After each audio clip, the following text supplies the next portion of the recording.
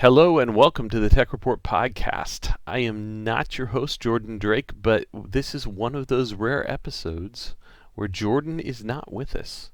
So you will get the official podcast of TechReport.com, the number one place for news and reviews in the computer hardware world, according to Mr. Drake.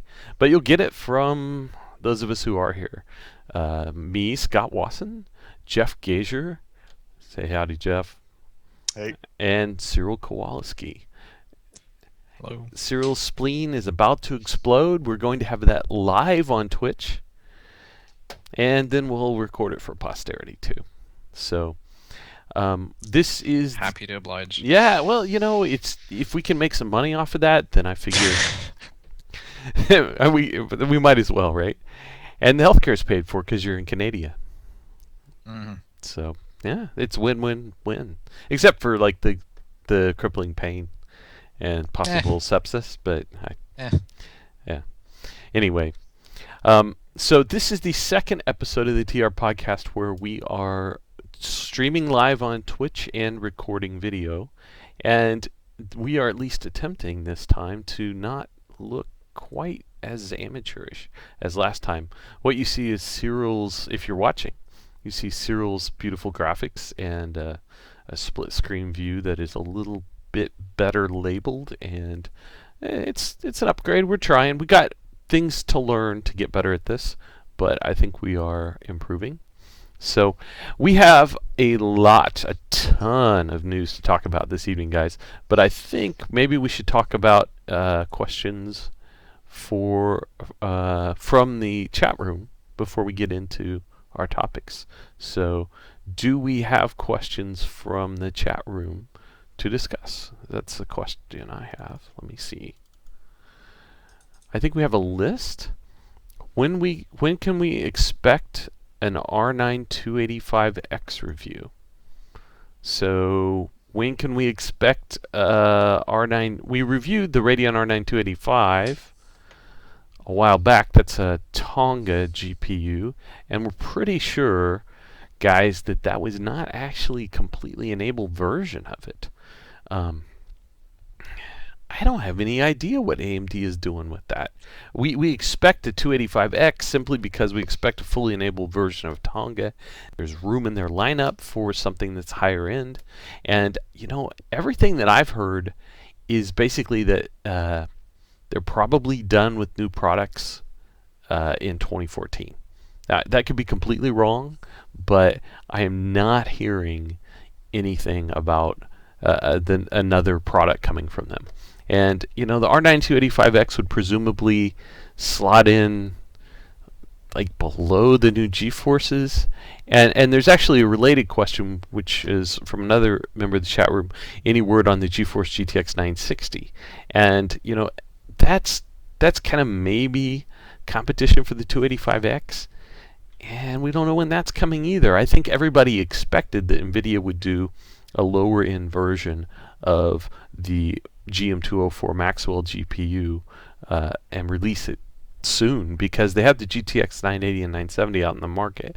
I think what's happened there is NVIDIA is selling all they can make of the 970 and 980, which is the higher end product, and so I don't think they're cutting down the chip and selling it for less until later. And they're kind of in the driver's seat right now because they have the performance lead and because AMD hasn't done anything, and it looks like AMD and NVIDIA are looking at each other and like kind of waiting to see. There's an advantage to being the last one to introduce a new graphics card in the same range, which is what the competition is and you can define your specs to beat them on performance and price, assuming that your chip is capable.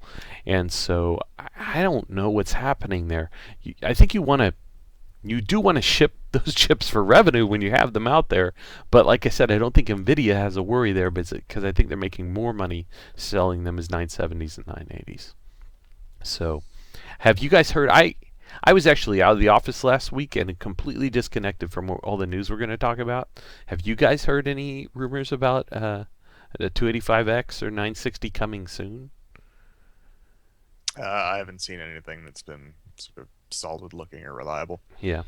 Yeah, I haven't seen anything recently. There were some rumors like I think a month ago, but yeah, nothing of late. Everything turned quiet. Yeah. So, um, next question is about the VISC architecture that we talked about last time. Um, I have not had time to look into that in any more detail, I'm afraid, because I was out last week, and that's still interesting. I, I still need to dive into it. And honestly, I've kind of been. It's sad that I haven't done it, but I'm gonna shelve that for another time. It is on my list of things to do to look into it, and my expectation is that hopefully soon, but that I can at least talk to soft machines about what they're doing, and then beyond that, maybe there'll be opportunities to get hands on at some point if they have a real product, but that may be a while out. So, unfortunately, the this virtual instruction set command architecture thing, we haven't. I just don't have anything new to reveal about that yet, so I've got to look into it. Do we have any other questions from the chat room, or shall we talk, guys, about what's going on? Okay, several questions from the chat room about the Nexus 9, which I think we're going to talk about later in the show. The question is, do we have one to review, and are we going to test the CPU? Which is interesting because in that tablet is the first publicly available version of the Tegra SoC, the K1 with the 64-bit Denver custom NVIDIA CPU core. And I have talked to NVIDIA about it, and they basically said, hey, it's up to Google to in terms of getting review units, and they have not been able to hook me up with one. And Google doesn't, we haven't really dealt with them much. They like to deal with really big media companies because they're big and evil. And anyway, so I shouldn't say they're evil because I won't ever get a review unit, but at some point we need to get our hands on one, and maybe we just have to go buy one. So I don't know. We'll see. That is definitely on the radar for us. It's something that's really interesting because it is a new CPU architecture and the first one that we've ever gotten from NVIDIA. And the way they went about building that chip with the binary translation stuff and a sort of unconventional way of getting performance is something we need to look into. So I'm excited about that. I think we're going to talk about the device, the Nexus 9, soon, but I haven't looked at. I haven't got one in my hands yet. But honestly, I expect before November's out that that's going to happen. So that's my answer for now. But guys, let's talk about the news. Oh, we've got one more question for you, Jeff. Is the Yes, SSD endurance experiment still going? That's a good question. it is. Just the other day, I was doing a little data collection at 1.9 petabytes, and we've got another Jeez. update planned for when we get to 2 petabytes. So I'm kind of amazed that we've made it this far. I don't want to give anything away, but it's pretty impressive. So yeah, so we got an update. I assume that there will be an update at some point published then, um, soon. What is soon? When is that happening? Uh, 100 terabytes from now. Okay, which is It sort of depends. I mean, there are two drives, and the HyperX drive that's writing compressed data is actually quite a bit faster at the sort of filling the drive stage. So we're sort of going to be waiting on the 840 Pro to finish up. okay. So yes, the experiment is ongoing, and it'll be pretty cool to see what. I think one of these drives at least is survived more abuse than anyone ever thought possible. So that'll be fun. All right, so let's talk about the news. Let's get into this because we have a ton of stuff that has happened in the past couple weeks that's kind of interesting. So the first one, and let us switch to our pretty new scene here. There we go. Cooling firm Zalman has filed for bankruptcy. So Cyril, this came out just a couple days ago as we record here. And what happened? Well, it's not entirely clear what happened. Apparently, like Zalman's parent company was involved in some fraud type stuff in Korea, and like breaking accounting rules and that sort of stuff. So yeah, I like the stories don't really explain exactly what happened, but yeah, apparently Zalman is you know bankrupt, basically. Yeah, I got the sense that that it was the fraud involved overstating Zollman's sales and then securing big loans based on that. And a lot of this was kind of internet reports that weren't necessarily sourced all that well, but the picture that they painted is bad because bankruptcies happen. And OCZ went through bankruptcy, and it wasn't great, but there's still an OCZ out there, right? It's Mhm. reconstituted, it's owned by Toshiba.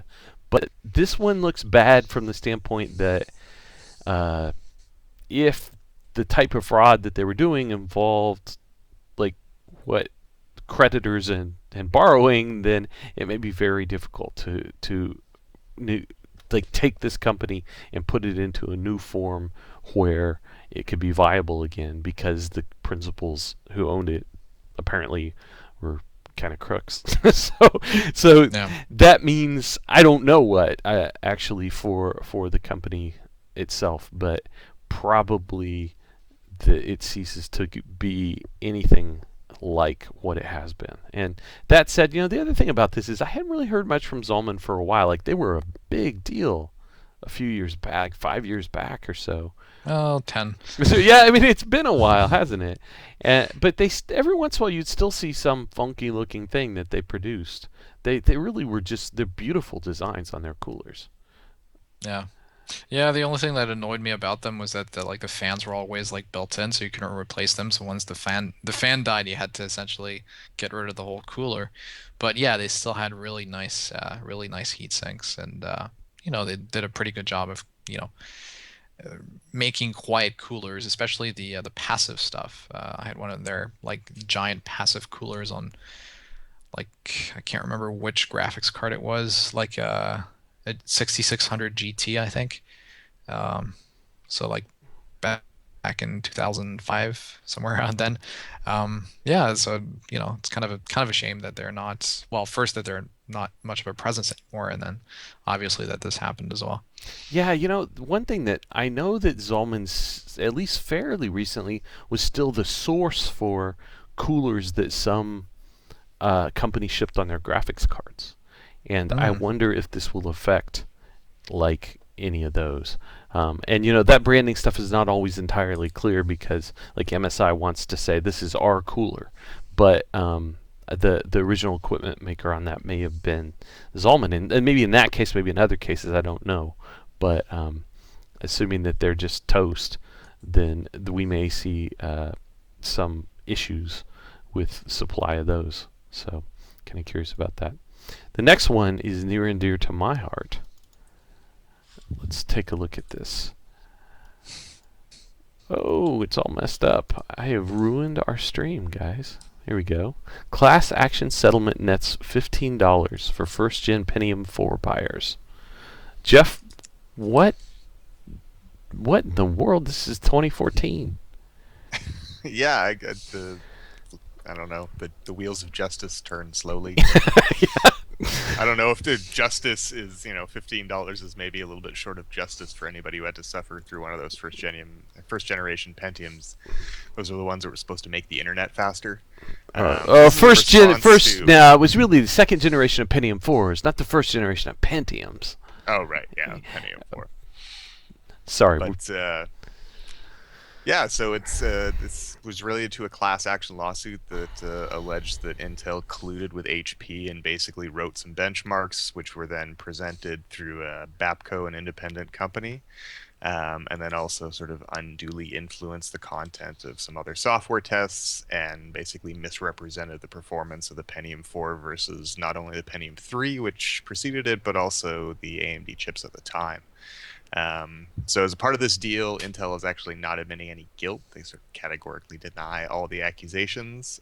So does HP, but they are coughing up $15 for people in the U.S. who bought PCs with Pentium 4 chips during sort of certain periods during 2000, 2001, and 2002.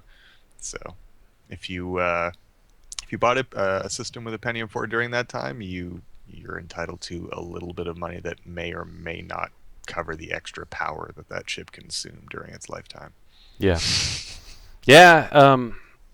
Oh, I guess I have a few things to say about this. First of all, we were testing these things at that time, and the big one was that Bapco Sysmark was the benchmark that they uh, Intel apparently, according to the class action suit to which they paid money but didn't admit anything, Intel apparently had too much control over Bapco, and we didn't like the look of Sysmark, or even just knowing what we knew about CPUs, like the way it was, results were different from like what people would normally run.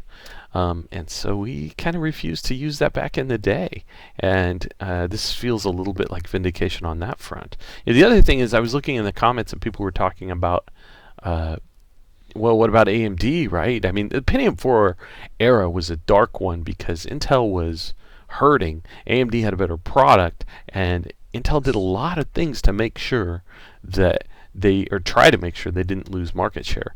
And, really, there have already been billions paid out to AMD by Intel for other issues that happened, like on an antitrust basis, during the same time. Span of time with the early Pentium 4 days. So this is all, it's amazing that after all this time that anything comes out, right? But it is a weird sort of vindication. Although, I mean, does anybody feel like that's like $15 is like okay? Like now they're better. Now it's all right. I don't really get that. Yeah, I think they had to come up with some sort of dollar amount, and Class action lawsuits, the lawyers are the ones who get the big money. Not. Well, I mean, $15 still buys you like a fifth of a Pentium anniversary edition. There you go. Yeah. Okay. I guess that's true. Well, I think that if not so much time had passed, this would be a much bigger deal. But it kind of is ancient history by now, so I guess it is what it is. Speaking of benchmarks and controversies and funky things like that, this story hit late last night, Jeff. FutureMark acquired by UL, a century-old scientific testing firm. yeah, I'd never heard of this company beforehand. They apparently go back to the 1800s. The full name is Underwriters Laboratories, and they specialize in certification, validation, auditing, and other testing. So this is really nothing to do with necessarily software. This is actually their first sort of um, venture into software-based testing. But they seem to test commercial products and do sort of certification testing where there isn't sort of a national standards body that they have to certify with. So companies seems to pay this company to test their products, and they're getting into benchmarking now. They're quite a large company. They have 10,000 employees, and FutureMark is like 39. So it looks like FutureMark's resources are going to be considerably expanded. And in the press release, they talk about expanding not only the number of benchmarks, but sort of the kinds of things that each benchmark is testing. So it looks like we will get more 3D marks, PC marks, a lot more development on that front from a company that has been around for quite some time now. Yeah, it's just I'm surprised you haven't heard of UL, Underwriters Laboratories. If you look at like any like electrical device like in your kitchen, like turn it over and look at the label on the bottom, it probably has like a UL approved uh, like stamp on it, or it's going to cause a fire at some point, and you will regret it. That they're like a natural resource for vetting products like that for the market. Several years ago, they made news because they did a video about Thanksgiving turkey fryers. I don't know if you saw this or remember it because it made the rounds on the internet. But UL was basically saying that they have never really tested things in that category much, and there are a lot of them sold at major stores that are not safe. And they demonstrated the ways that the hot vat of oil turkey fryers can fail on you, and there were some spectacular fires or spills of burning oil or things like that were like really easy for them to happen. and they were kind of explaining this is why we would never give our approval for any of these. But like electrical appliances and things, man, UL does that. Like they're all over that. That's why they're 10,000 employees or whatever the number is. But man, this is a weird, like, it doesn't feel like the FutureMark belongs with them. I mean, I can kind of see it, but I don't know. Acquisitions are funky. And, FutureMark does 3D Mark, PC Mark, I guess several other things like that. And I don't know. If UL takes the approach of with FutureMark, like guiding it, if they take the approach of trying to create something that is a reliable benchmark, they can be trusted, they have a lot of work ahead to deal with, especially because they're talking about mobile benchmarking. Mobile benchmarking is not in a great place. All these phones that will run really fast until they get hot and then just slow down. And they're usually fast during most benchmark runs. Like, I don't know. There's opportunity to improve those things by like making the benchmarks aware of thermals and heating things up before they run. This is just a strange combination to me. But I'm surprised you guys. Cyril, have you heard of UL? Of course, you're all Frenchy, so who knows? Thank you. No, I have not heard of UL. Okay, I'm surprised, but yeah, this is a weird one. But all right, Jeff, tell me about this because this looks more interesting. PC version of GTA 5 adds first-person mode and 4K support. Yeah, this one is, I guess we all kind of figured that the PC version of Grand Theft Auto 5 would support higher resolution, so the 4K stuff isn't really surprising. What is interesting is they're taking a game that's traditionally been third person and giving you the option to switch to a first person mode at the touch of a button. And this isn't just some sort of camera hack either. They apparently added a different cover system, added a bunch of animations, actually tried to make this first person mode a real part of the game, and the video they showed off actually looks pretty slick. Like I'm more interested in playing Grand Theft Auto 5 now that I know that there is a first person shooter mode that for a lot of the action sequences feels like it's a more natural fit. If you're going to be running around shooting people, I'd rather be doing that from a first person perspective than sort of the usual third person. So it looks interesting. Problem is that this is also coming to the PlayStation 4 and Xbox One versions of the game. The problem is those are going to be out on November 18th, and the PC version isn't coming out until January 27th.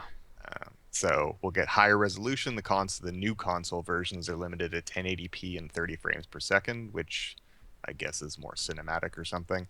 But PC gamers who will, be getting a better experience, evidently, are not going to be able to enjoy the game until the end of January, which seems like kind of a ridiculous, arbitrary delay. But yeah, getting a higher res texture pack or something, I don't know. I think by now PC gamers who play GTA games are used to various forms of abuse, right? I don't know. I got to say this. I just have to say it. 4K support is like, you hear these announcements now, it's like, the game gets 4K support. That just means that you can select the resolution 3840 by 2160 in a menu and it works, right? Like, that's 4K support.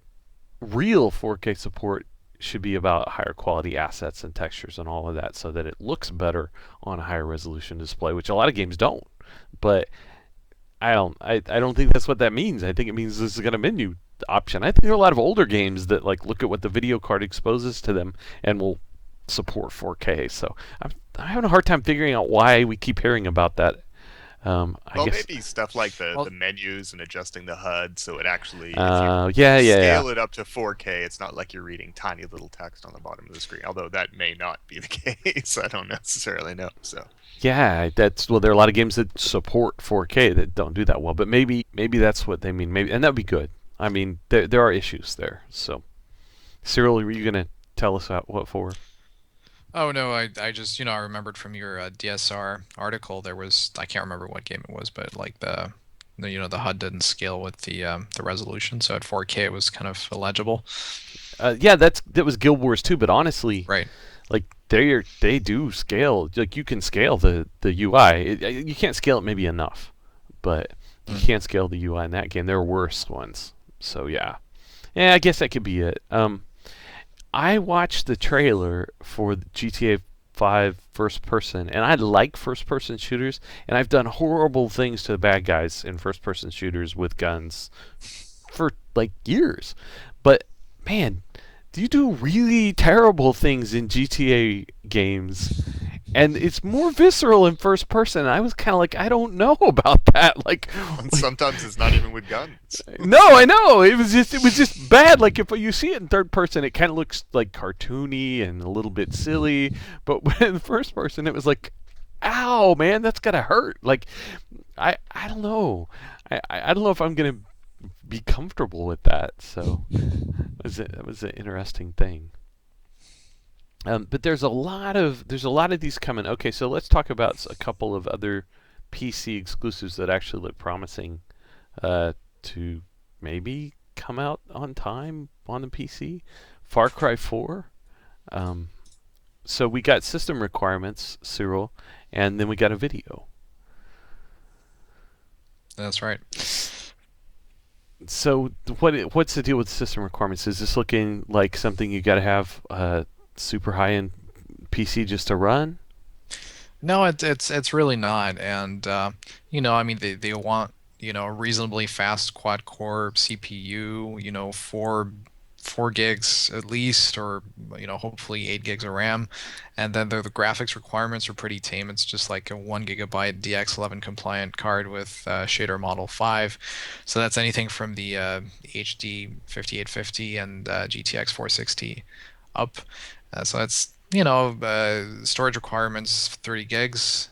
It's pretty feasible. It needs a 64-bit OS, obviously. But the game is also going to be available on the Xbox 360 and the PS3. So I would assume that's why like the game is probably able to scale fairly well on sort of lower end hardware. Even though a GTX 460 is obviously a lot faster than an Xbox 360, whatever is inside the Xbox 360. It's still the there's kind of an efficiency thing there with the with API overhead and all that, which usually makes the Yeah, but even so, like I don't know. You could. I don't want. No one really cares if I'm going to defend the Radeon HD 4970 right now, anyhow. So I don't. I wouldn't need to argue about it. But yeah. yeah. But I mean, look, it's better. It's at least easier. It's broader, I guess we'd say, than some of these games that are coming out that are saying you have to have like a GTX 680 or 600 series just to run it.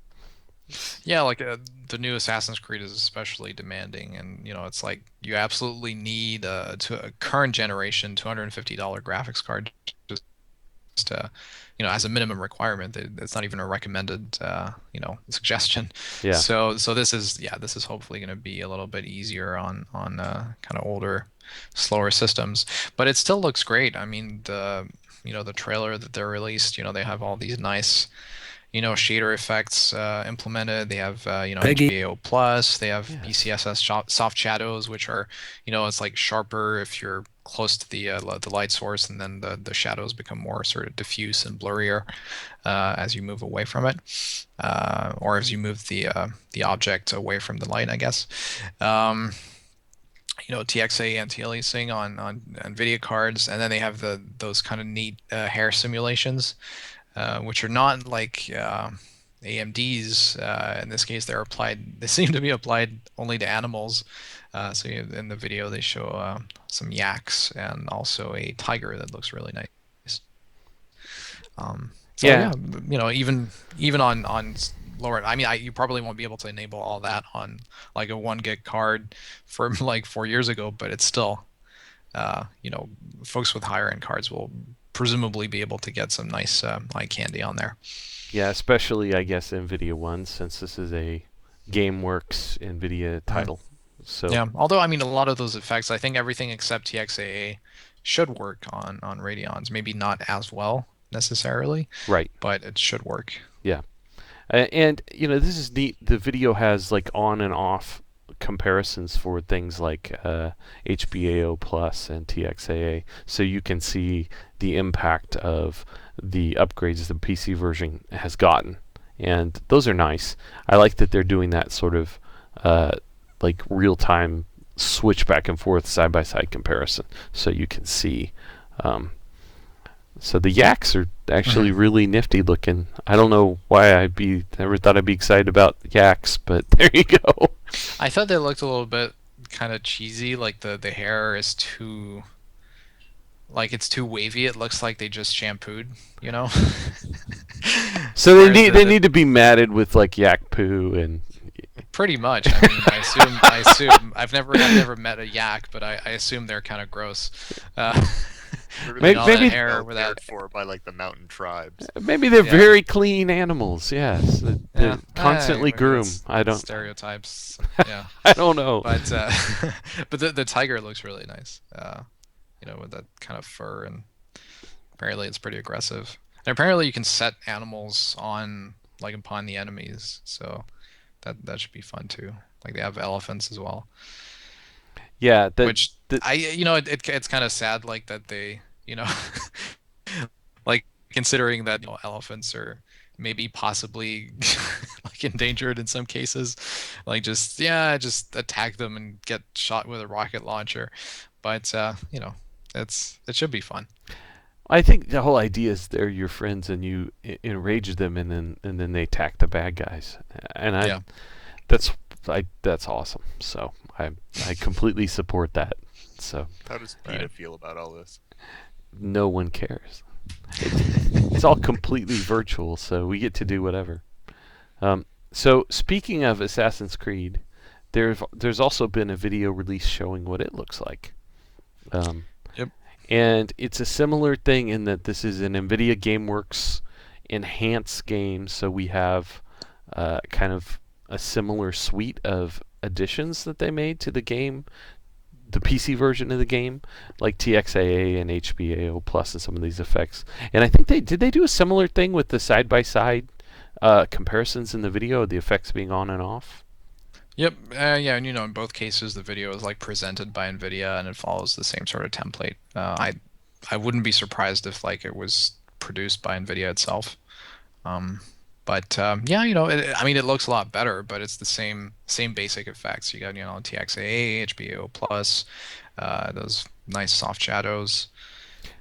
Yeah, it's an awesome looking game though, and the effects look great because all the assets and everything else about it looks great. So, who's barking? That'd be my dog. Jeff's dog is on the podcast. Well, get him up here and he can. Yeah, come on, man. You've got hair effects on him, right? Yeah, no, he's short hair and just woke up from a nap. So is he just testy when he wakes up? Is that? He'll hear like a noise and get freaked out by it and like bark twice and then go back to sleep. So. Okay. He's a vicious guard dog. Anyway, well, okay, so. Assassin's Creed does look pretty awesome. Unity looks pretty awesome. I don't know. Have you guys played these games? Like, did you play the recent ones? I stopped at Assassin's Creed 2 because it was the same thing as the original, and I was like, okay, well, I don't need to play this a third time. But what about Pirates? I Pirates, might try this man. one just for the graphics. Yeah, the pirate one was fun. The graphics were better in 3 than 4 in my view. Like there were neat effects like the water and stuff in the 4th one, but it was a philosophy difference between whoever the lead graphics engineers were. On 3, every edge and every texture was just perfect. It was sampled many times. It was really clean and neat. And on 4, it was like you had these beautiful water effects and stuff, and you had a dude whose hair like looked completely faked and was real sparkly, and like that was just there. Everything about it was that way. There's some games that are that way, like Just Cause 2 is a game that has lots of advanced effects, and you look at it and you're like, yeah, it looks really cheesy. So I don't know. This one, Unity, looks like it's from the good camp in every way, I think.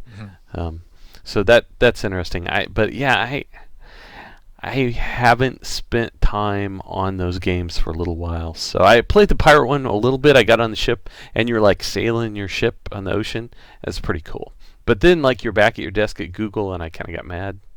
I don't know if you were aware of how the thing works with the terminus or whatever, but I wish they would get rid of that and then just have like cool stuff that you do. But anyway, that was a little annoying about that game. So next thing is this is something that actually kind of relates to these stories about the ridiculous requirements for some games. Now we have video cards with ridiculous amounts of RAM. Jeff, you wrote this up. Yeah, I mean this isn't the first time that we've seen cards with loads and loads of RAM. What used to happen years ago and still does to some extent is you get these sort of low-end cards with ridiculous amounts of memory that they could never possibly ever need. Right. But with these cards, it's actually the really high-end models that are getting extra memory. So this is the start is a story about the R9 290X, and already it sort of started as a rumor about that. I noticed that a couple of cards have actually been announced right now, so they're doing an 8 gig version of that card. And then the rumor is that later on in November, possibly in December, that NVIDIA is going to answer with an 8 gig version of the GTX 980.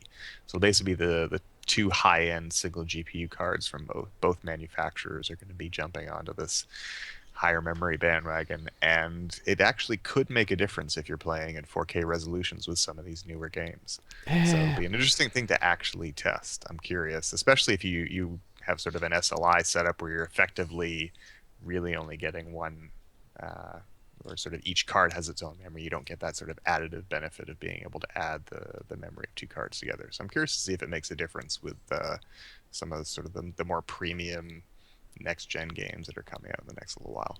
Well, it certainly isn't going to make a difference in most games because most games are 32-bit executables. So they can't address more than 4 gigs of memory.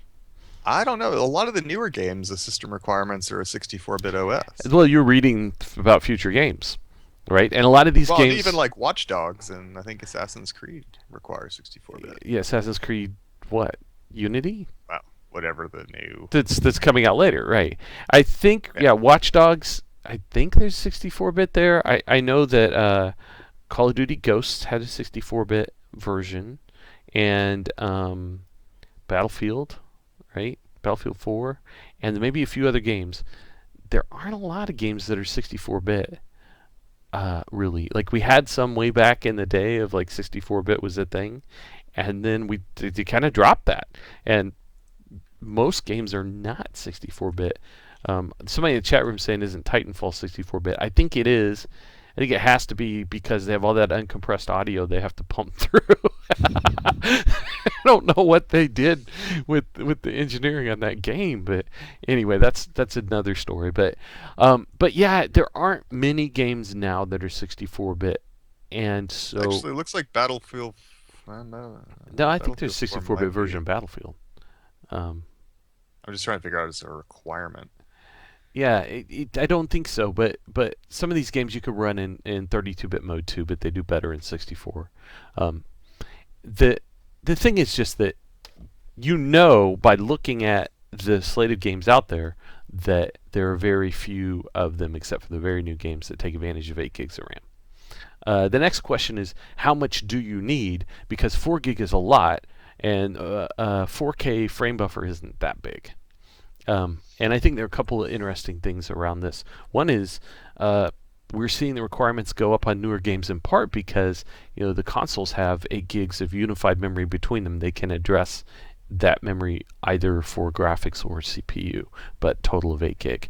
And so I think that consoles will be optimized for a memory footprint that is larger. And so PCs, just to run console ports where they didn't want to do a lot of optimization work, may need to have larger amounts of memory on their graphics cards. It doesn't mean that you're getting like really more goodness out of that, right? It could just mean that they're not being very efficient because their target system has more RAM. The other thing about that is right now, when you're playing on 4K monitors, if you want great performance in gaming, you kind of need 2 GPUs for like AAA newer games for the most part. Not necessarily older, less demanding games, but it's hard even with the GTX 980, which is pretty much the fastest GPU now, to get great performance, consistently high frame rates with a single GPU. Two GPUs isn't always better, but it can be. And so I think that you're going to need two cards to take advantage of the 8 gigs of RAM in a way that's meaningful on a 4K display. Just because you need all the pixel pushing power, shader power, and all of that to be fast enough to really use 4K, do 4K well. So, yeah, I guess this is happening, and I guess we need to test it. It eventually will be good or interesting. It just doesn't seem right now. It seems like it's really early days for this. So I don't know. I guess we'll see. I suppose I should be grabbing some of these cards, huh? Good excuse to play some games with the graphics turned all the way up on a 4K monitor. I don't need an excuse anymore. That's just. But yeah, that's true. All right, so this is good. Or is it good? Cyril, MSI has a gaming laptop with a mechanical keyboard built in. Is that something that we want? Yes? I'm not sure that it is. I mean, I'm sure it's something that some people want, and I could see it making sense at a LAN party or one of those competitive gaming events, possibly, especially if the hardware inside is pretty, well, reasonably fast at least. But yeah, this is a like a full-sized sort of desktop replacement-ish gaming notebook with a Cherry MX Brown-based keyboard, mechanical keyboard, desktop style, built right in. It's kind of, yeah, it's a 10 keyless, so the area where the numpad should be is kind of like a touchpad, it looks like, with two like mouse buttons, but it's a little bit taller than usual, and it sort of doubles as a touch numpad. Apparently, they haven't gone into a lot of detail about how it actually works, but and also what's weird is that the keyboard is all the way over to the front of the machine, so there's no palm rest, which kind of makes sense because those keyboards, I mean the key switches are pretty tall, so I assume the keyboard just takes up the whole the whole Z height of that area of the machine, and so you have to squeeze the hardware, the actual hardware, the actual PC behind it. But yeah, it's an interesting experiment, I guess, and it looks kind of cool. It looks a little bit unusual. It's an interesting conversation piece. I don't know if the keyboard is actually a lot of if it's actually comfortable to type on. Maybe they had to make some compromises by removing some back plates and so forth to get to get it to fit, basically. So I don't know if maybe it flexes a little bit. Well, it's the keyboard is recessed down into the body of the laptop, so that when you close the laptop, the keys don't hit the screen. So around it, on the pictures, it looks like on the front and the sides of it, there's a sort of a higher border, and so then you're poking down into the chassis to type. Well, I'm not sure that would be an issue necessarily. It's it a little doesn't weird. look like it's very it doesn't look like it goes up all the way. If you look at the touchpad, it protrudes a little bit above the keys. So I think it's okay. I think it would be, maybe you have to get used to it at first, but I guess it might be an issue with the space bar. Yeah, that's what I'm thinking. Is that first row of keys? We'll get a look at it. We'll get hands on with it at CES, I'm sure.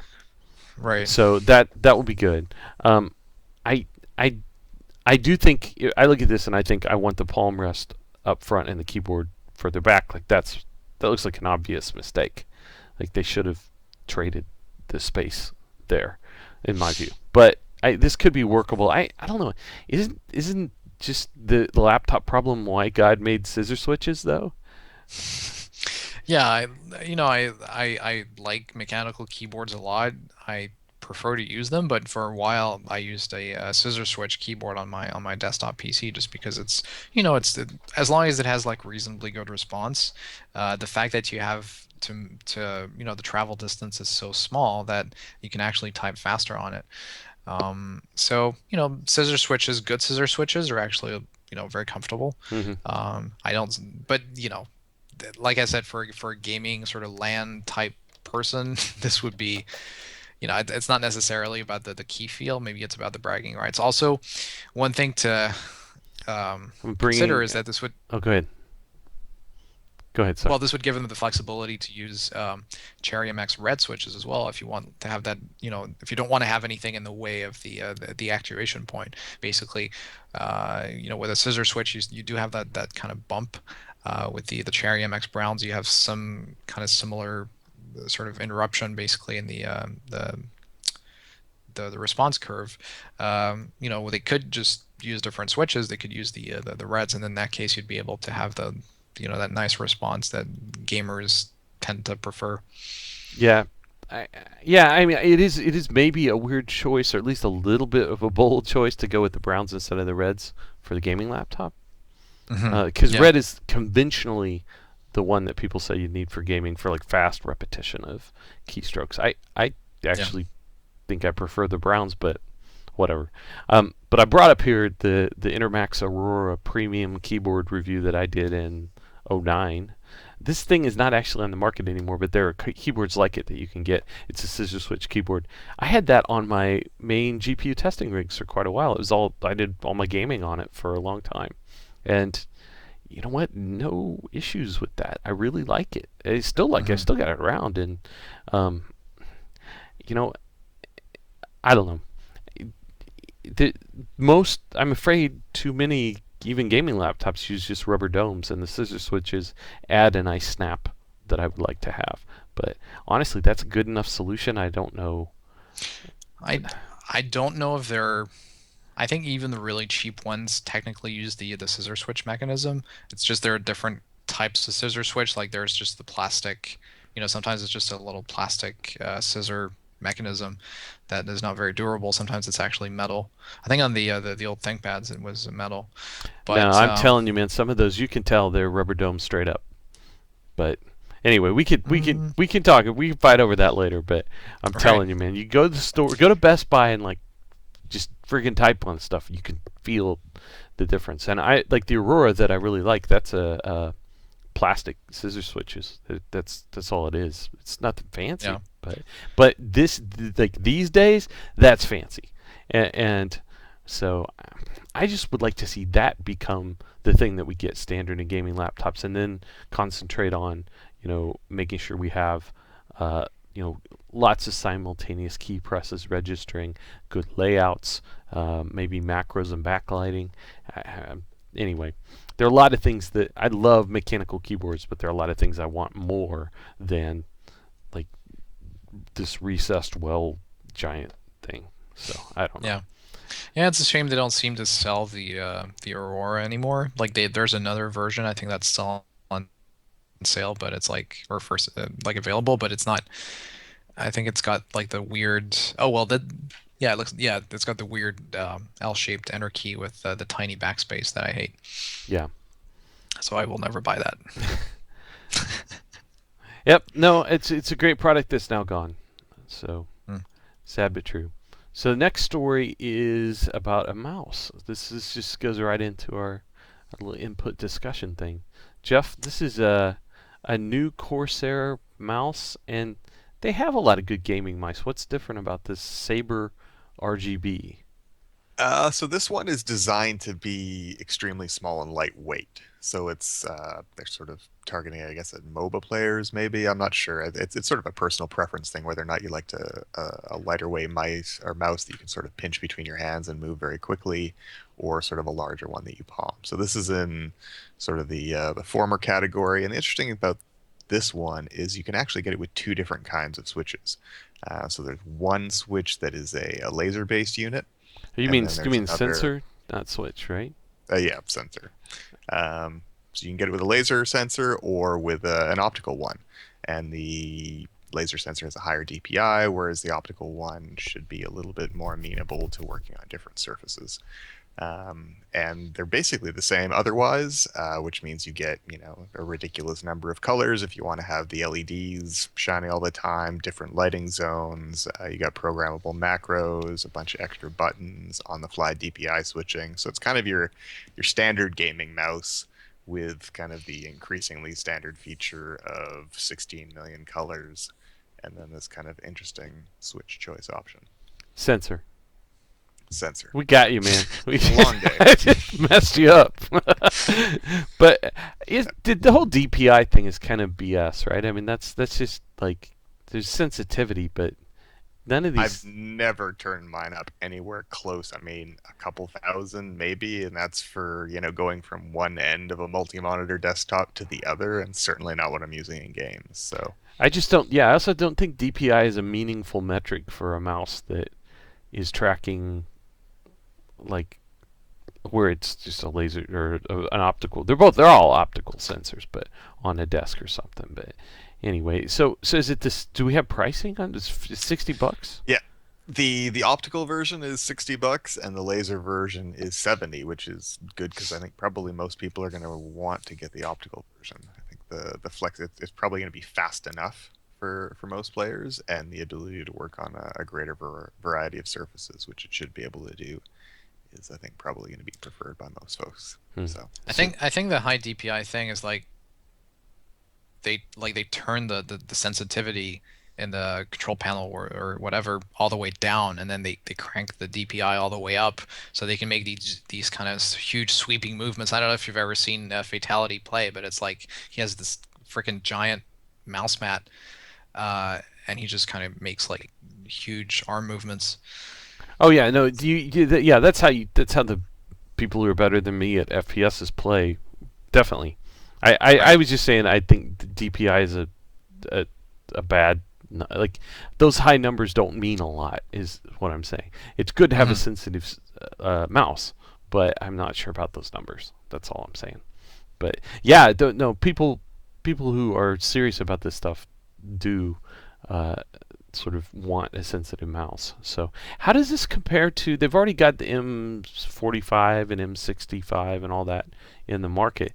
It's just a smaller size physical I think it's size. a little bit smaller and lighter as well. It doesn't appear to have any sort of the metal pieces. It only weighs about 100 grams, so it's going to be lighter than sort of the M series mice that we've looked at previously. Okay, I'm gonna have to get. And also fewer buttons than the M90 or whatever the MMO mouse is. Yeah, well, I've got the M65 connected to my main desktop, and an M60, which is the older version of the same thing on my gaming graphics test rigs, and I love them. And I'll have to see. Corsair has done a good job with making like mouse shapes that are really good, and then using textures that are nice and grippy. And so I kind of want to play with one of these, try it out. So I expect I'll get, if not before, we'll get to look at that at CES too. So what else is up? Okay, let's talk about Oculus, guys. This was a very small snippet, but it was interesting. Cyril, the Oculus CEO, sort of gave us a time frame for, or maybe a kinda sorta, for the release of the consumer headset, right?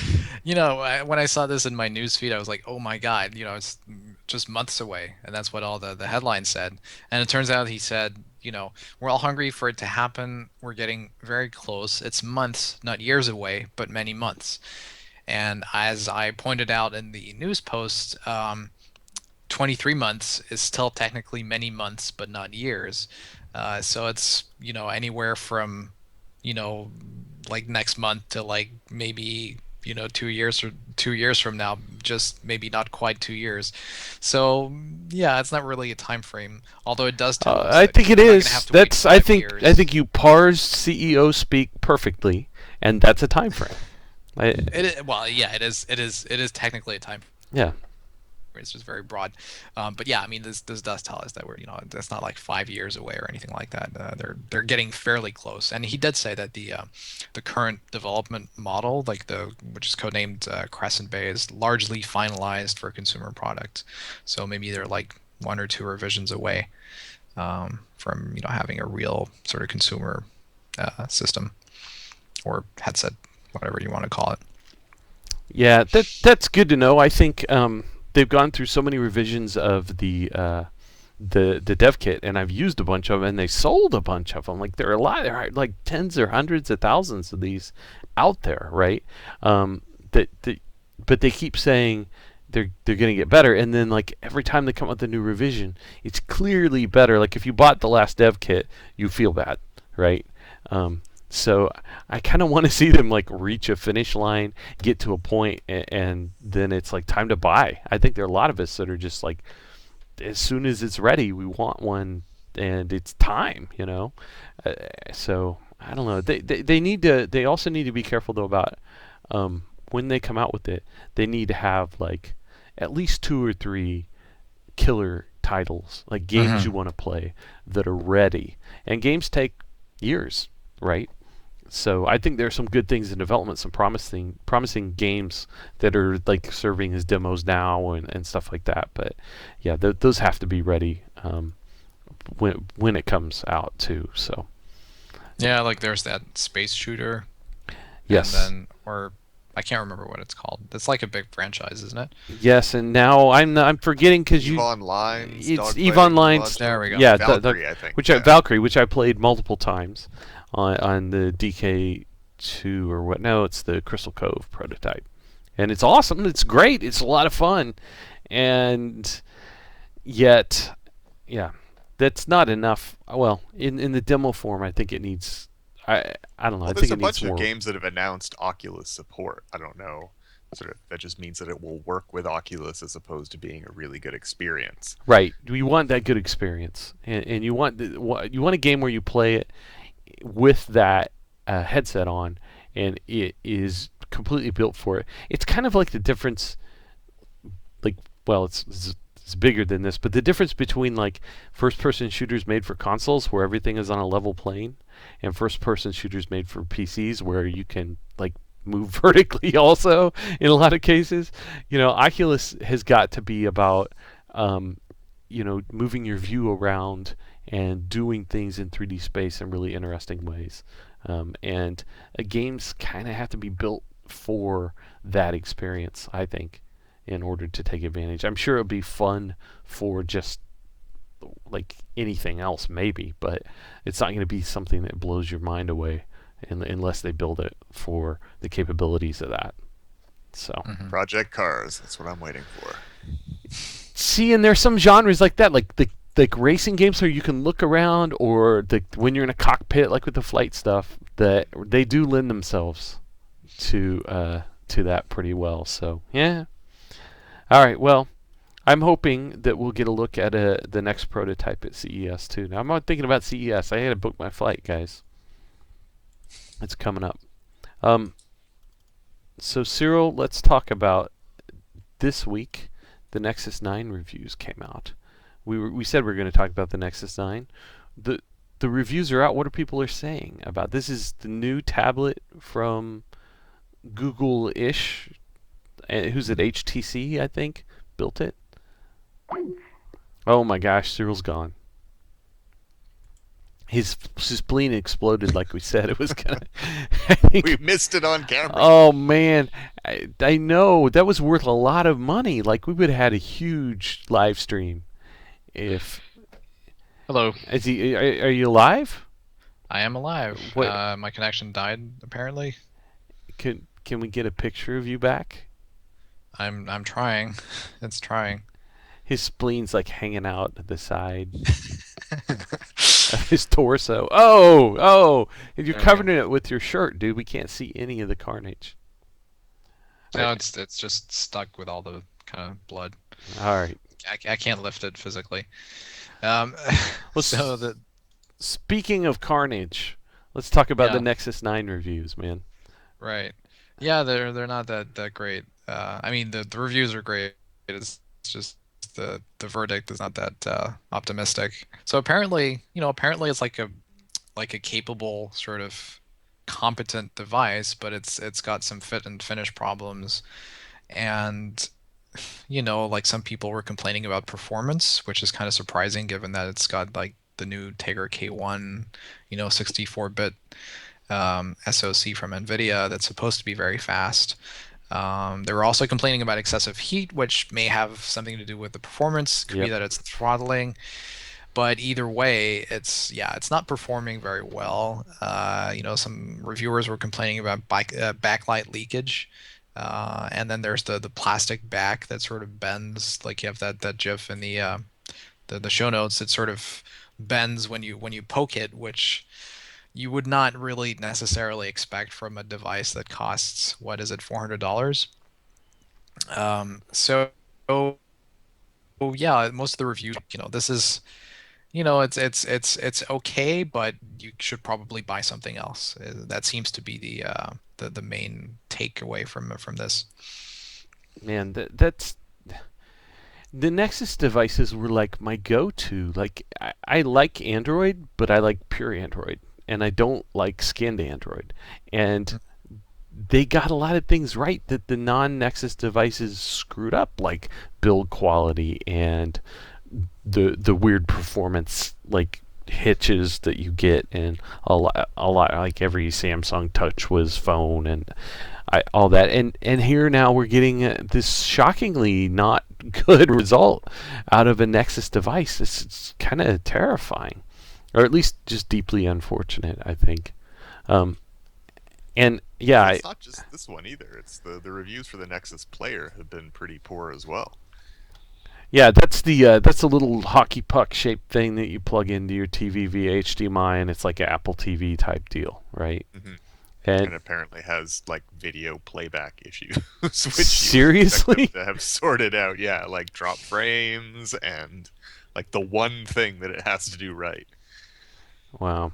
Now So I heard that the reviewers got the wrong firmware for the Nexus 9, and that it is better if you use the shipping firmware. And so there may be some updates to reviews that give us something better, but they're not gonna fix the thing that we're talking about in that I've seen multiple GIFs now where people turn the Nexus 9 on its face on the table, push on the back, and it poofs in.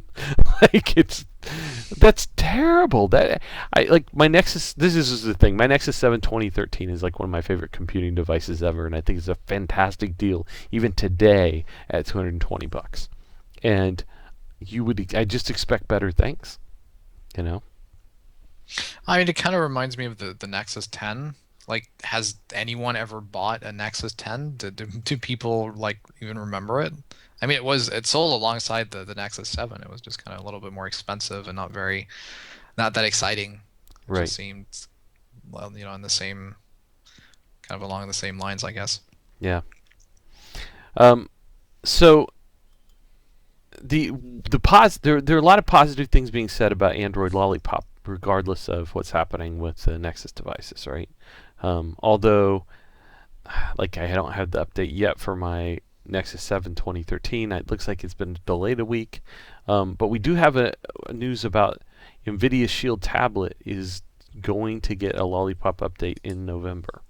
And this isn't totally surprising, just from the standpoint that NVIDIA has been pretty good about keeping up with Android updates on their Shield devices. And one of the reasons has got to be just that they're not messing around a lot with skinning it or doing strange things like that. Like they have an app for their Tegra Zone thing or whatever, their Shield Hub app.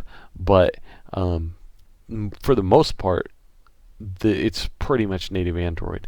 And it looks like that sometime this month, and I'm betting, I don't know, Jeff, would you bet later? Like usually you get a time frame from a tech company of like a month. That means like November 32nd. You know? yeah, I wouldn't expect it to be early, but it looks like it's going to be at least a lot of the other third-party tablet makers in terms of releasing the update for their slates. Yeah. So that's good, and I don't know. We'll have to see whether I get the Nexus 7 or the I've got a Shield tablet. Let's see which one gets the update first. I'm looking forward to playing around with Lollipop, and I haven't got one of the developer builds yet. So Cyril, did you just grab a motherboard from behind you? Yeah, one of the breeders astutely pointed out that it was still behind me, like 2 weeks ago. Um, after, yeah, it was behind me on the last podcast. Sorry, so, I completely butchered that sentence. so you Uh, decided that it needed to move right away. yeah, yeah, it's in the trash now.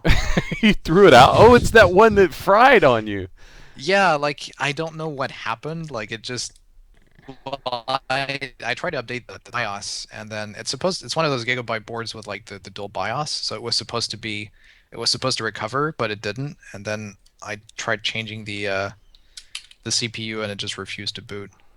Um, so yeah, it's So from like 4 or 5 years ago. Actually, 5 years ago, I bought it with my own money in 2009. So it's had a good run, except for all the trouble that it gave me with the USB. Like literally, I could not plug in more than two front panel USB devices without one of them. Like it would either like one of them wouldn't work or my keyboard would stop working. Y- So I tried to build a system for um, my son or my daughter based on a gigabyte motherboard from that era, and I don't know if you know this. Like building a PC now, as you know, is pretty good. Like there aren't many like things you plug in and they fit, and they're not the right connector. But they had a FireWire header and a USB header on the motherboard, and they're the same pin layout, like the same pin out, and I plugged the wrong thing in. Like I plugged USB into FireWire or vice versa. I don't remember which it was. And like there were sparks and like smoke and like it was done. Like it was I hadn't lost a patient for a long time, but that I did lose one of those. So that was really more my fault than whatever you did, I think, which was just try to update the BIOS. But yeah. well, then I inadvertently, like, I don't know what happened that day, but like two other boards are dead, and one possibly two CPUs is as well. But it's all like 5-year-old hardware, so it's okay technically. You were just rubbing your feet on the carpet and then coming over. I don't know, man. I think one of the boards had a bent pin, and I didn't remember. I still had it, and I just kind of stuck the CPU in without looking, and it killed the CPU, and then I moved the CPU over to another board, and the dead CPU killed that board as well. I think that's what happened. I would, yeah, I'd stop putting that Anyway, CPU into motherboards to find out, I guess. But yeah. yeah. So the last item on our agenda is Jeff, your review of the Asus X99A motherboard, and let's talk about it. This looks interesting. It is. It's the Z97A is kind of our favorite Z97 board. It's one of these mid-range offerings where they haven't cut stuff that you want to have on a motherboard, but they don't kind of burden you with a whole bunch of extra peripheral controllers and a bunch of stuff you don't need. So it's kind of a cut down enthusiast board that doesn't skimp on the really important things. And we like it a lot. We gave it an Editor's Choice Award. It's so far the best, I think, sort of all around value for money combined with features that are really really useful X99 board that we've tested so far. So how much is it costing? I think it's the list price is 270, I think, and then it was on sale for 250. I'll check what it is now.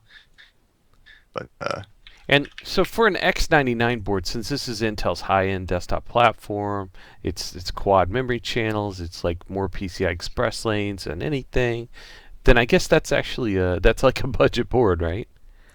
it's not quite. Some of the X99 boards get down to sort of the $220, $230 range, and this is 275 right now. But it still has, like three-way SLI and Crossfire support, a whole bunch of, I wouldn't call them sort of extra features as much as well implemented features. So it's really, really good fan controls. The firmware and software are both, very well done. The automatic overclocking is, I mean, dead simple. I mean, you just sort of plug it in, you hit a button. It's a very actually highly configurable auto overclocking software that got our CPU up to 4.5 gigahertz. Perfectly stable. So it's just all the stuff that you want to work really well has kind of been nailed I would say kind of almost perfectly, and then you don't get a whole bunch of extra SATA controllers, but you don't need them because you've got kind of 10 SATA ports through the chipset already, And those are which like the should be best enough for ones. anybody. Yeah, I Those are the mean, best ones well, anyway, right? they're always faster than the third party controllers. Although with the X99, it's a little bit different in that only 6 of those ports you can use in a RAID array. And then 4 ports are just kind of straight up SATA ports, which I don't know if you want to connect a DVD drive or something like that. So yeah, it's a good board. It's got an M.2 slot connected to the CPU as well.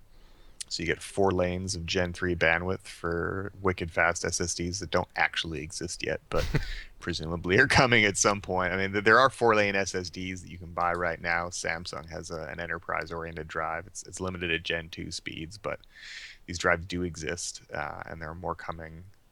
Sandforce is expected to release its SF3700 controller, so we should see a bunch of M.2 drives based on that in the hopefully not too distant future. Um, so yeah, no, it's just one of these. It's a high-end board, um, but it's not in sort of the range of X99 boards. I mean, a lot of those boards are selling for kind of $400 and up if you want the really fancy stuff like the X99 Deluxe that we reviewed back when the platform launched. And that's actually very similar to this board. They use different PCB layouts, but a lot of the same kind of little features are there, like the little header that lets you connect a switch that lets you boot right into the firmware instead of having to hit the delete key just perfectly when you've got all the fast boot settings enabled and have this tiny window to get into the firmware. So it's got a lot of little stuff like that. Cool. So let's talk about what you did in this review that's a little different, because this is good stuff. So we've got, first of all, I'm pulling this up here in the video for those who are watching. We've got the measurements that you do around socket clearance, right? And it looks like you've changed the way you do that. We'll talk about why we do that. Right. Well, we measure socket clearances because we can't test every combination of cooler and memory and graphics card to see what will actually fit on these boards. It's especially problematic on X99 because you've got these dual banks of memory slots on 2 sides of the card or 2 sides of the socket, and then you've typically got the socket is a little bit larger, so the top PCI Express X16 slot is usually a little bit closer, and then you've got your VRM cooler. Um, so clearances are especially important, and we had been measuring the distance from sort of the boundaries of the socket, but that's not ideal if you're actually looking at a cooler online where they give sort of absolute dimensions. So a cooler will be, let's say, 150 millimeters by 150 millimeters, and if you're trying to figure out if that's going to fit by looking at the socket and the gap between the socket and the memory slots, it's not terribly helpful. So we're measuring everything from the center of the socket now, which will hopefully give you a better idea if you're trying to compare coolers online. So That's cool. so that's a change. But Yeah. we've been measuring socket clearances for a while now, and it is especially problematic on X99, which is why we typically recommend like an all-in-one water cooler for a platform like this, because then you don't really get a low-profile block over the CPU, and you don't have to worry about heat pipes and fins and radiator arrays sort of branching out and bumping into other components. Yeah. No, I'd get a water cooler for one of these, but it's good to have those clearances in case you don't. Um, so the next thing is the PCI Express slots on these X99 boards present a challenge, right? Because there are a lot of them, and there are a lot of Yeah. lanes, and then there are different configurations that happen depending on what you plug in, including different CPUs. Because the what is it, the 5820K Core i7 5820K, is that the name? I Uh, think that's yeah. that has only 28 Fif- lanes of PCI Express instead of 40. Yeah, and then you've got situations where there's just lane sharing that happens anyway. So the chipset is limited to 8 lanes of Gen 2 bandwidth, but there are more than 8 sort of lanes worth of devices that are connected to it. You've got this Flex IO component of the chipset that is used for SATA Express, and you've got a 2-port USB 3 controller. You've got the Ethernet, and then you've got some slots that have different lanes depending on which of them you're using. So we tried to kind of map it out in a logical block diagram so you can see how everything is connected and which slots or devices share a connection to either the chipset or the CPU. And we've got some little fancy buttons underneath, so you can switch to see what the layout is if you're running a 40-lane CPU versus a 28-lane chip. And this is one of those things where, I could kind of be like, oh, who cares? But the whole reason that you spend extra money for X99 is you get just a few things, right? You get like CPUs with more cores, more memory channels, and more PCI Express lanes, right? Yep. So, if you're building like a multi GPU rig with one of these and you want all the PCI Express lanes, which presumably that's why you're building it with these or with this platform, then you pretty much you want to have that map. And so that's good stuff. And Cyril, I made Jeff do this because I had to edit his articles where he wrote about this and it was all text and there was no table. And wow. That's hard to describe, right? Anyway, but what you came up with, Jeff, is really good. So now you have to keep doing it. Well, I'd say it's going to get really boring if we do like a Z97 board and everything just goes to one place. But then there are going to be some of the higher end X99 boards or anything that uses some of the PLX bridge chips that are going to make the diagram, I think, maybe a little bit messier. So Okay, yeah. we'll see. It's good to have. It's much easier than trying to explain it with a giant wall of text, or then kind of ignoring it and hoping people figure it out for themselves. So Right, which is hard to do, and yet if you don't get it right when you're building, then you don't get the benefits of your super expensive platform. So, okay, so next up is another thing that you went to address in the same way, which is the ports on the back of the motherboard and how they're connected. So I pulled this up here too for the video, and we've got another map. This is very colorful, Jeff. It's very artistic. yeah, I do my best with Excel's limited color palette. But yeah, this is another one of those things where in a lot of cases you don't have sort of conflict, or you know which port is going where. But in cases where you have multiple Ethernet controllers, which we don't on this board, or increasingly with USB ports, you don't know which ones are connected directly to the chipset, which ones are from the chipset but routed through a hub that takes, let's say, one USB port and splits it into four. Or some of the ports are powered by entirely separate third-party controllers that connect via PCI Express. So that's really what we're trying to do with this diagram, is show which of the USB ports are going to be slower, which is generally the ones that are connected to third-party controllers, and also which ports are sharing bandwidth via a hub chip.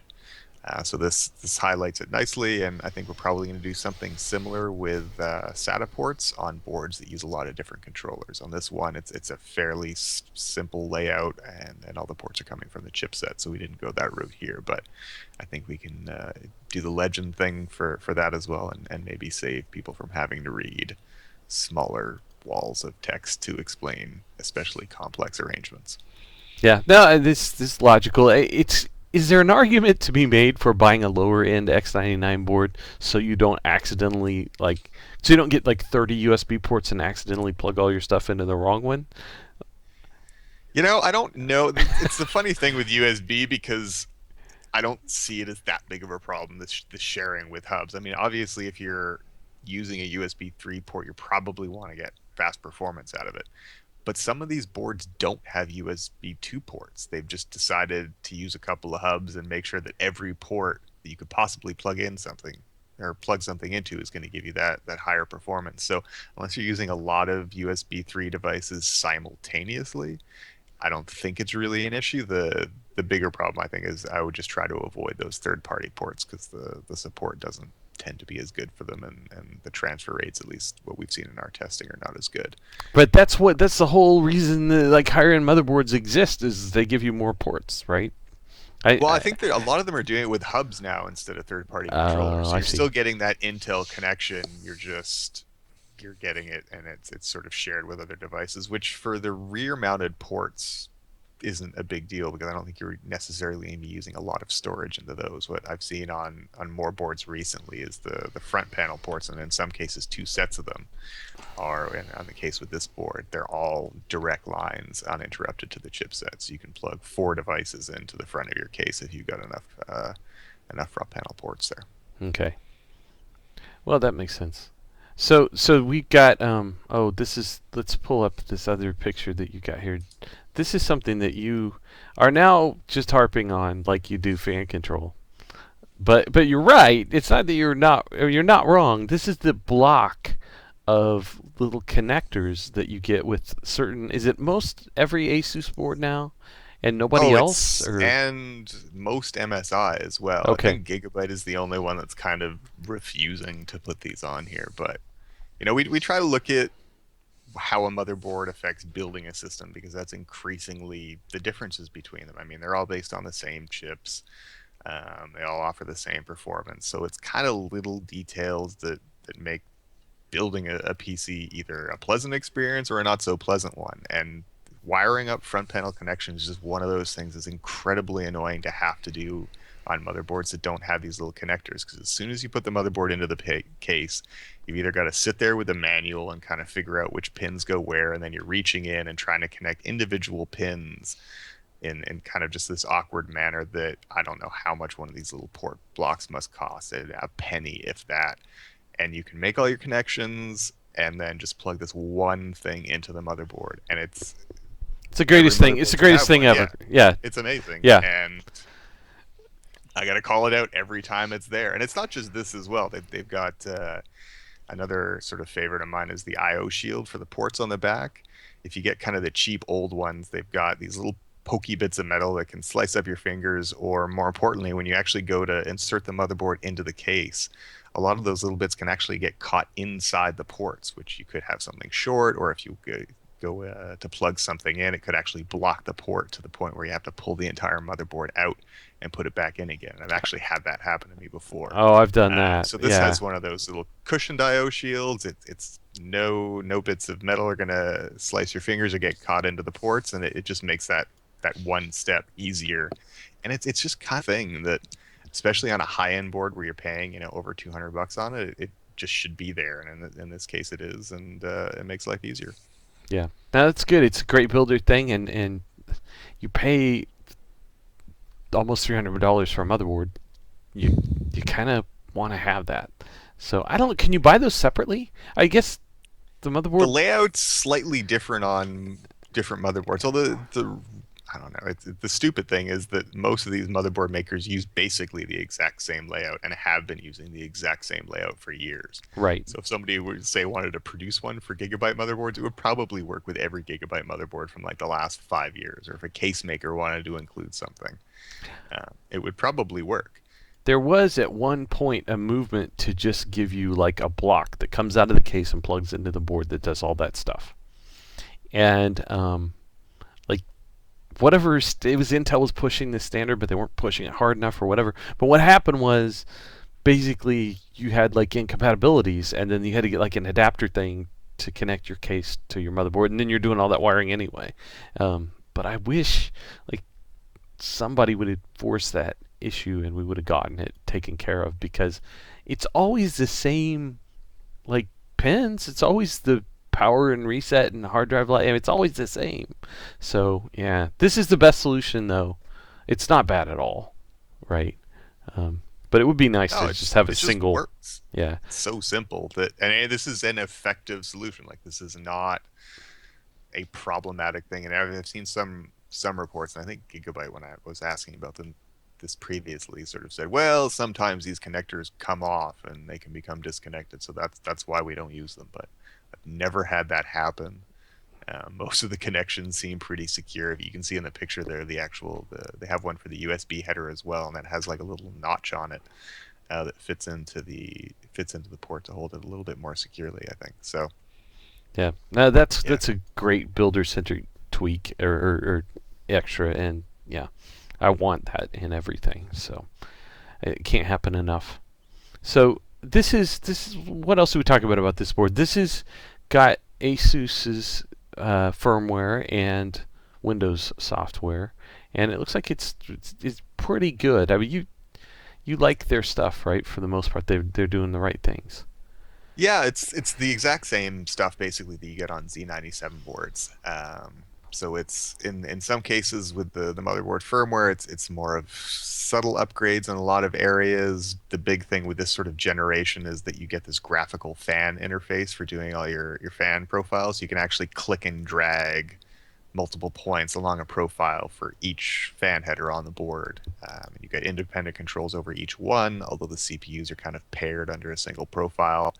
And you can even choose sort of the reference temperature. So let's say you want your system fans, instead of keying on the temperature of the CPU, you can have them key on different sensors or even plug in sensors of your own, because it actually has sort of 2-pin sensor probes on the board for an external sensor. So that's excellent.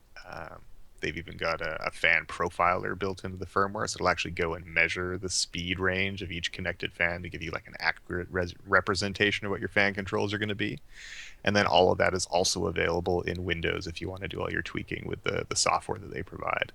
And you get the usual range of overclocking controls. The automated overclocker is especially powerful because you can actually set a whole bunch of preferences, everything from sort of the clock speed that it starts at to whether or not it tries to overclock just the CPU or the base clock as well, what kind of stress tests it runs to verify the stability of a particular config, how long it runs those tests.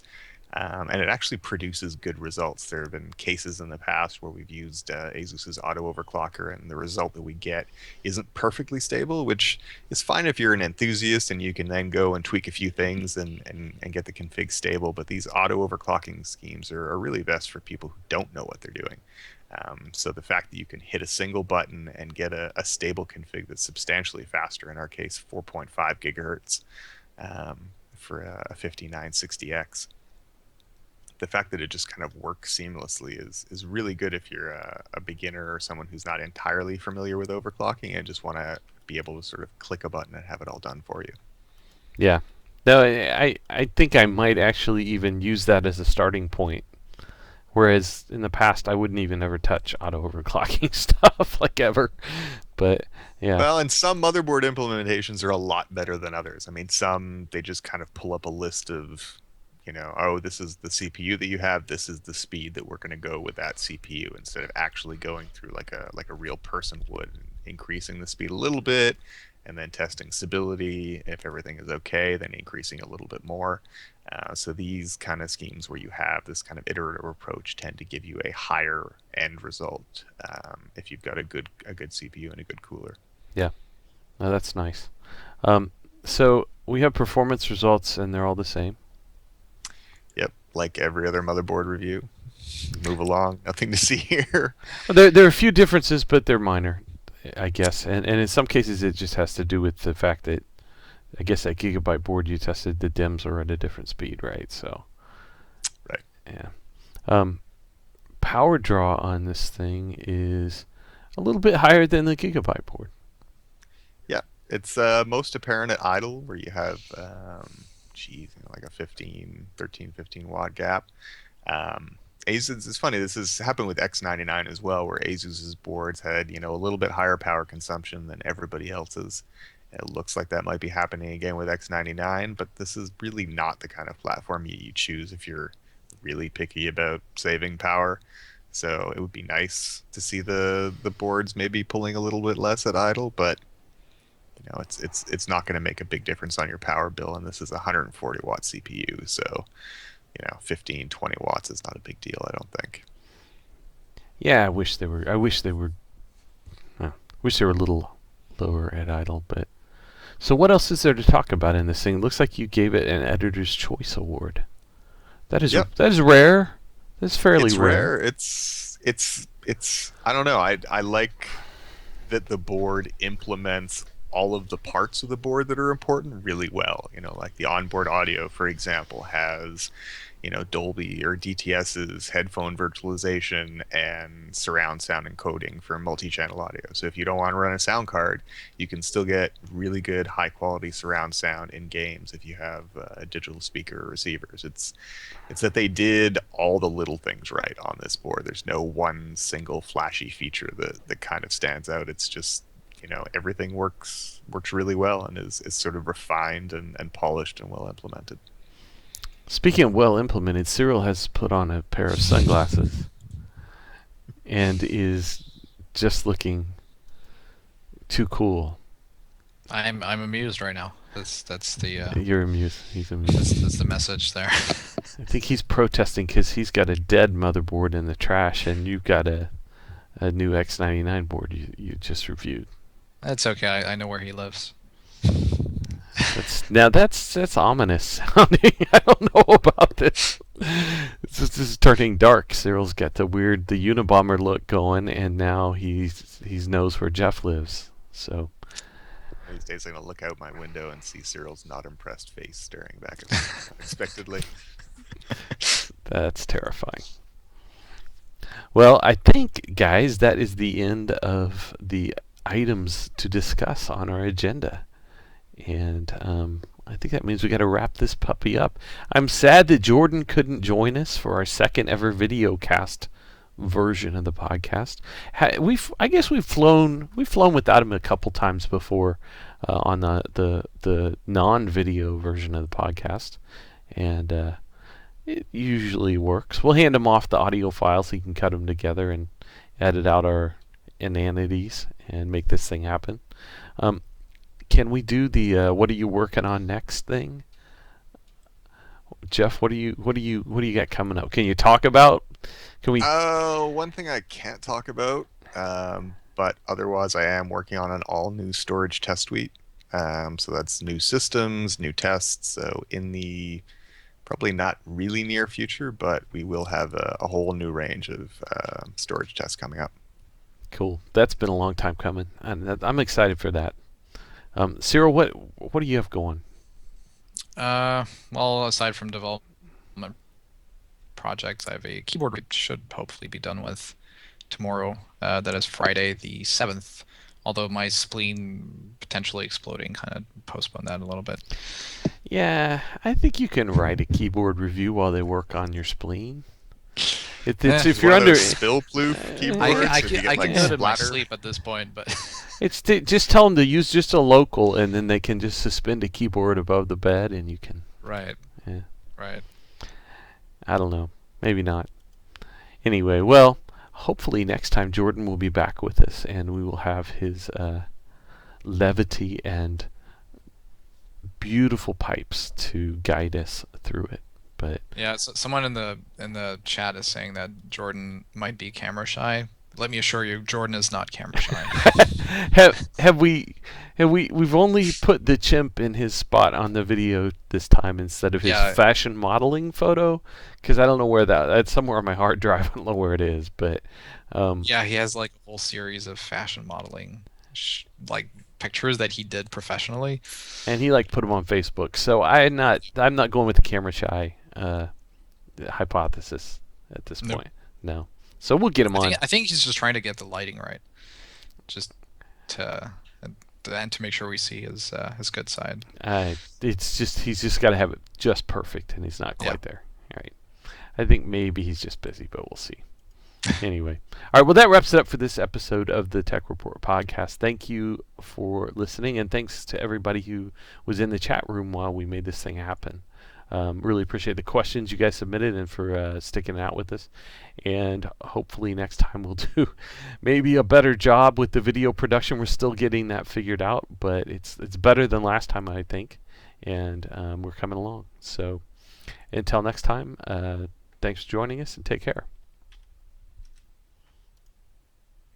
Cool. We have a title for this episode. All the news.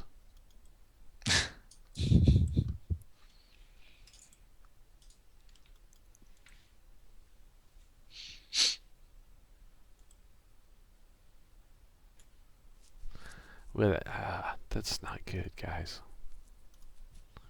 That's a hard thing to encompass, isn't it?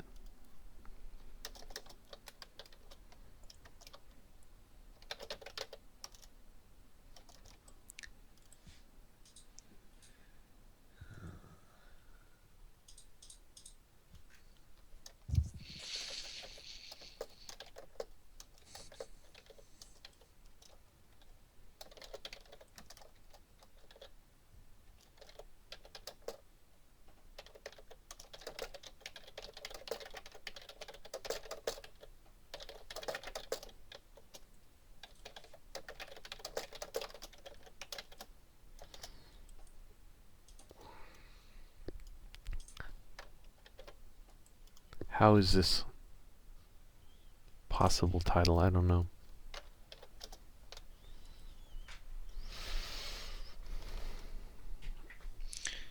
Yeah, that works. Yep. All right, so what I'll do is I'll record a title, and then we'll hopefully let Jordan record a better version of it with his golden pipes later. How's that? What episode is this? 165? That's got to be. Yep. Yep. It's the Tech Report Podcast episode. It's the Tech Report Podcast episode 165. Game reqs get inflated, benchmarks get weird, and Asus nails the X99A. I think you forgot to say TR. Or the Tech Report. Really? Yeah. It's the. Did I forget to? Jeff's like smiling funny. Did I forget to say the freaking Tech Report? The things we obsess over. I guess you should probably have it in the title, but by episode 165, you would think. It's the Tech Report Podcast, episode 165. Game reqs get inflated, benchmarks get weird, and Asus nails the X99A.